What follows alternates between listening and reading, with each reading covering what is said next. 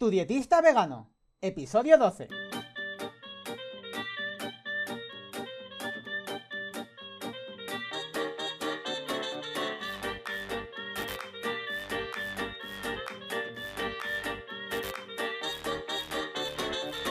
Hola, ¿qué tal? Muy buenas a todas y a todos. Bienvenidas y bienvenidos al podcast de Tu dietista vegano, el podcast en el que yo, Sergio Guayar, voy a comentar conceptos, estrategias, mitos y noticias sobre nutrición y veganismo. En resumen, cómo una alimentación más vegetal puede ser, entre otras cosas, muy beneficiosa para tu salud. Y como siempre digo, antes de empezar, si tenéis cualquier duda, cualquier pregunta, cualquier sugerencia, si os ha dicho alguien una cosa extraña de nutrición que no se encaja, si habéis leído la dieta de moda que sigue alguna famosa o algún famoso de moda, lo que sea, me podéis escribir a tudietistavegano.com/contactar y yo, por supuesto, os voy a responder. Y si me parece un tema muy interesante o muy impactante, lo comentaré aquí en el podcast. Hoy toca hablar un poco del sol y de la vitamina D.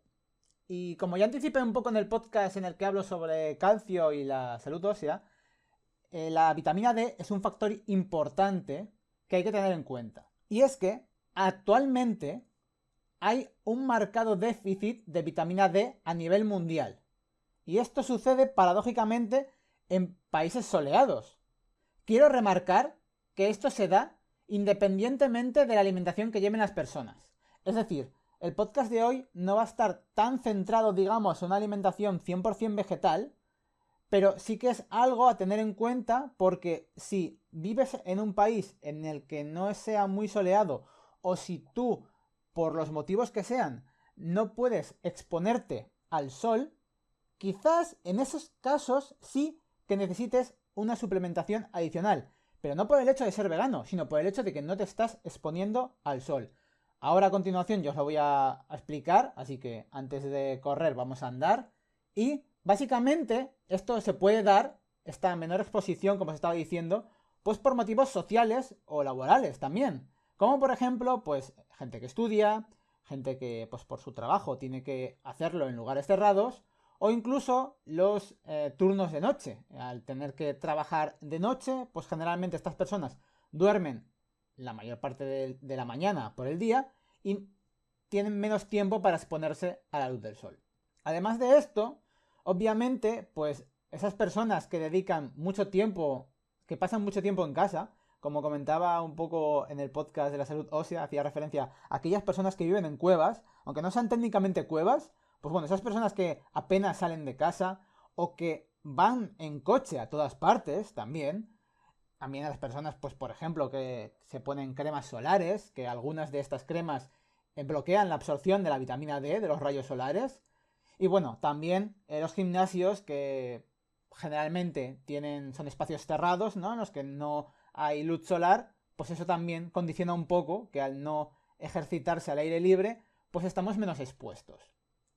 Quiero recordar que la vitamina D forma parte de las vitaminas liposolubles. Es decir, como ya comenté en el podcast, es que hago muchas referencias a los podcasts anteriores. Que yo empecé explicándolo todo desde lo básico por un motivo. ¿Vale? Entonces, es liposoluble, es decir, que para que esta vitamina se absorba correctamente, tiene que haber un consumo suficiente de grasas. Y es que también hablé del tema de las grasas porque hace algún tiempo, y recientemente quizás no tanto, pero hace algún tiempo se demonizaron las grasas. Hubo una campaña bestial contra las grasas eran las culpables de la obesidad, y es posible que algunas personas, pues ahora mismo, o por alguna recomendación, o porque vean alguna dieta, o pues porque todavía queda ese recuerdo, pues tengan un consumo insuficiente.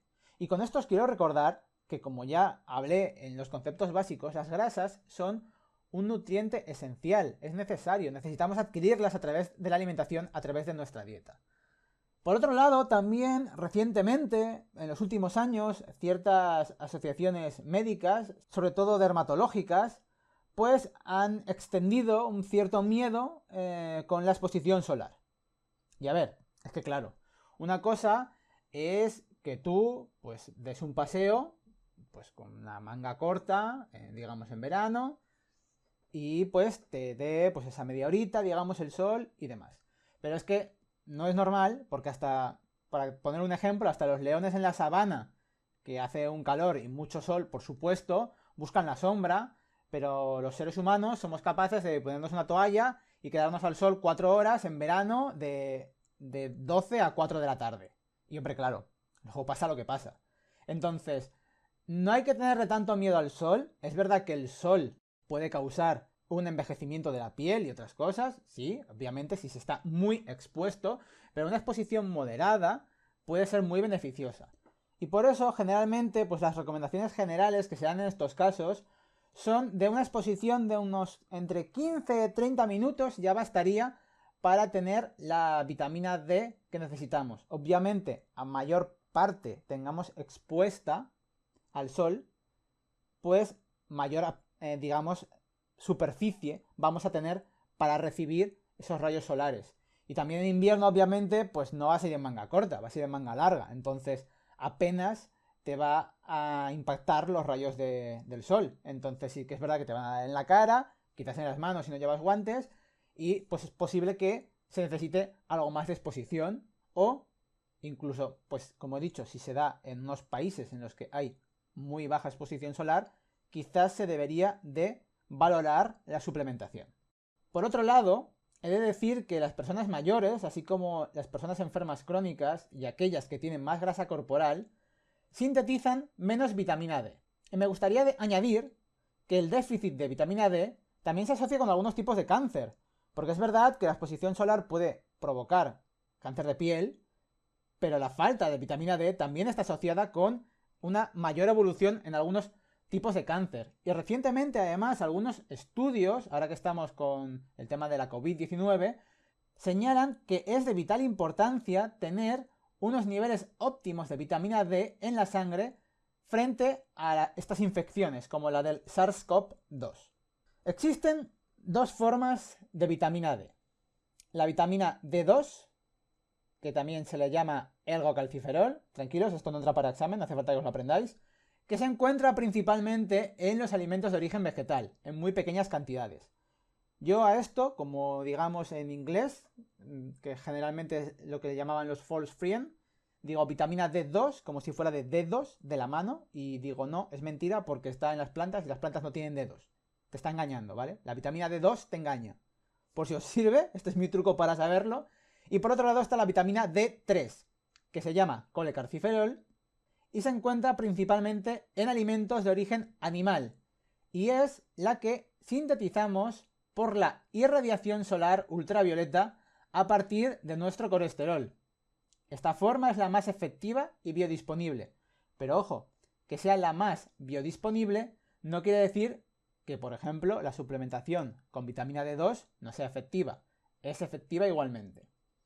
Me gustaría decir que estas dos formas de la vitamina no son formas activas y que, de hecho, tenemos que convertirlas en nuestro hígado y luego también se transforma en nuestros riñones y en muchos otros tejidos en metabolitos biológicamente activos, que generalmente se llaman calcitrioles. Entonces, estas son las dos formas de la vitamina, pero como digo, luego el cuerpo tiene que activarlas. Entonces, con respecto a las recomendaciones, sí que es cierto que se ven muchas cosas muy dispares, desde 400 unidades internacionales al día hasta unas 2000 unidades internacionales. Estas 2000 unidades internacionales serían unos 50 microgramos, para que nos entendamos. Y la verdad es que, sobre todo, lo que sí que quiero decir, que antes de valorar tú por tu propia cuenta de riesgo suplementarte, consultes con tu médico de cabecera.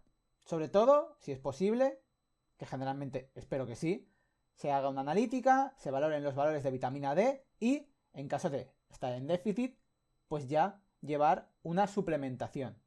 Pero, como siempre digo, valorándolo con tu médico.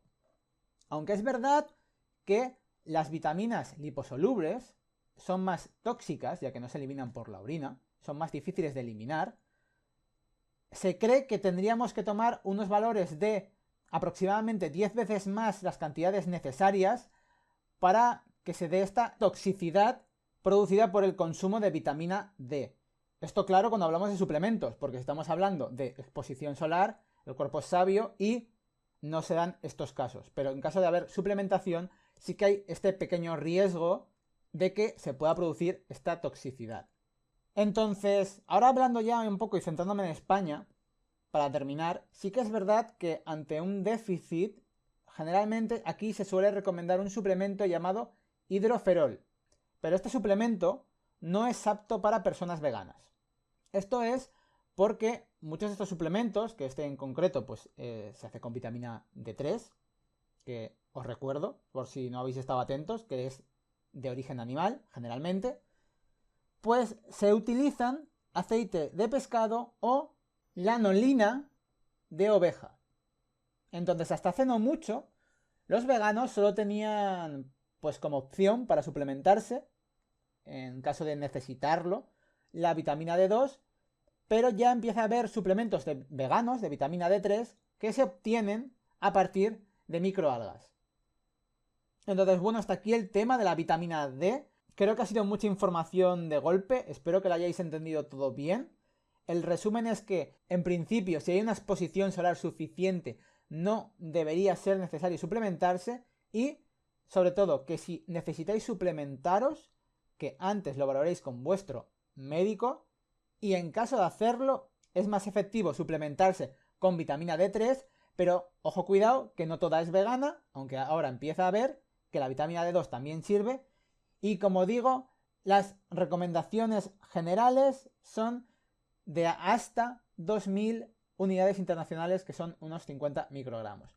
Hasta aquí el episodio. Si tenéis cualquier duda, cualquier pregunta sobre todo lo que he hablado, lo vais a tener todo escrito en la escaleta del programa, que, pues si no lo sabéis todavía, es dietistavegano.com/12, porque este es el podcast número 12.